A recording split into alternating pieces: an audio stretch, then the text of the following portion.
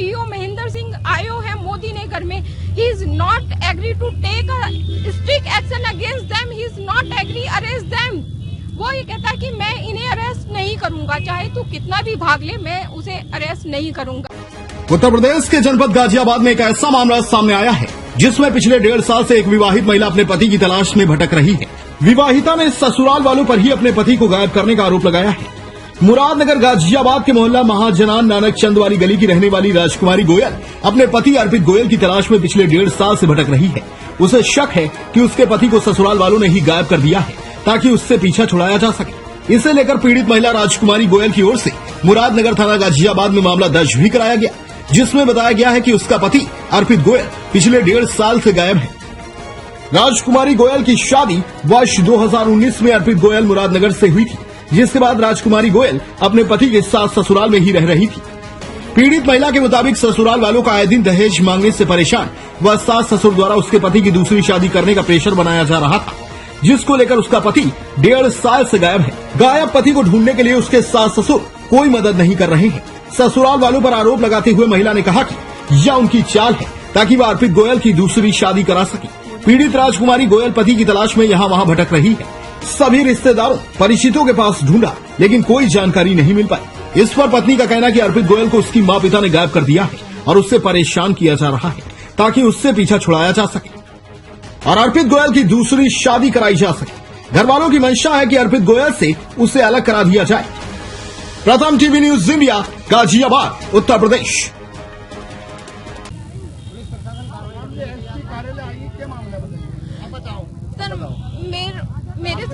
Sir मेरा नाम राजकुमारी गोयल है।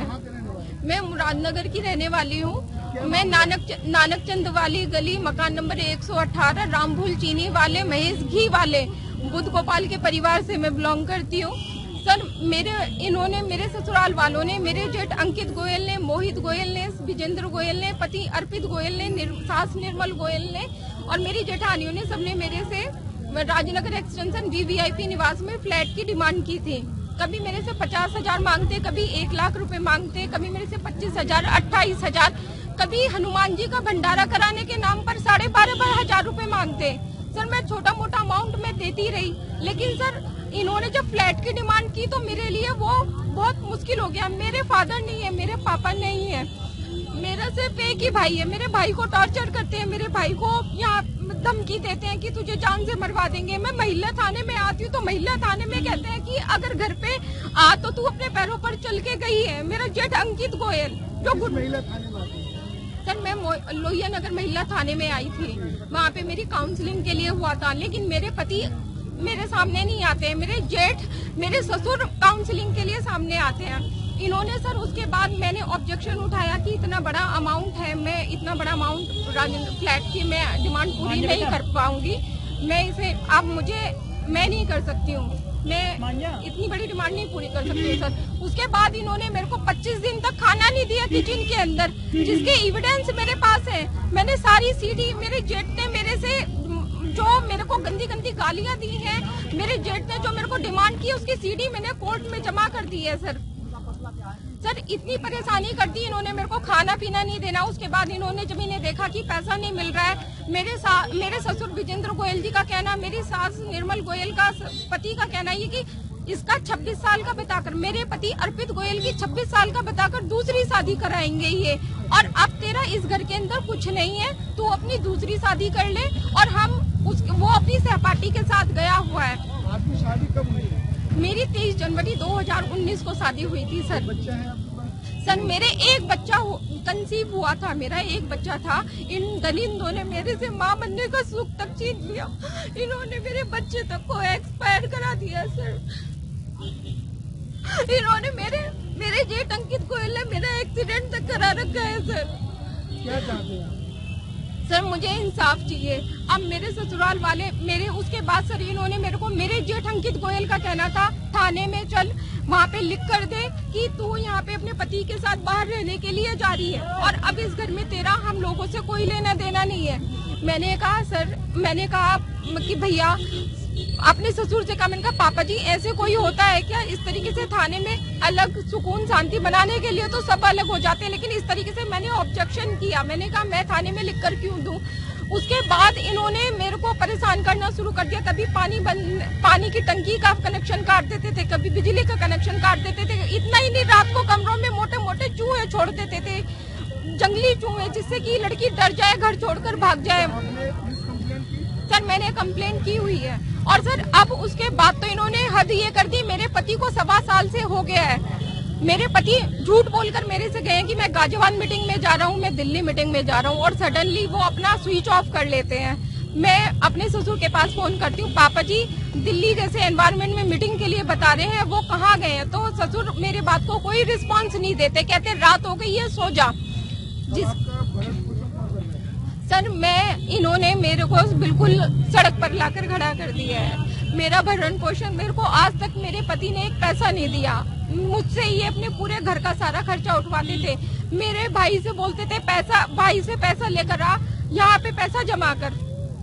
अब सारा सर मेरे को इन्होंने पूरी तरीके से बर्बाद कर दिया है। 1.25 साल से सर मैं हर जगह पुलिस वालों के चक्कर काट रही हूँ।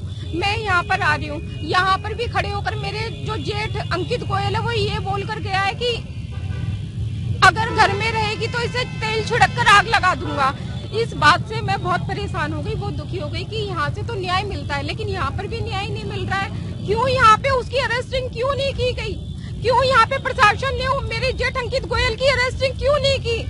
उसके बाद सर मैं वहाँ पे गई हूँ, मैं जनता दरबार में गई हूँ, मैं डीआईजी सर से मिली हूँ। डीआईजी सर ने मेरे को न्याय दिया। मैं फिर उन्होंने आईजी सर के पास भेजा, आईजी सर से मेरे को न्याय मिला यहाँ पे। लेकिन फिर भी सर आकर यहाँ पे आईओ महेंद्र सिंह आयो है मोदी नगर में, he is not agree to take strict action against them, he is not agree arrest them.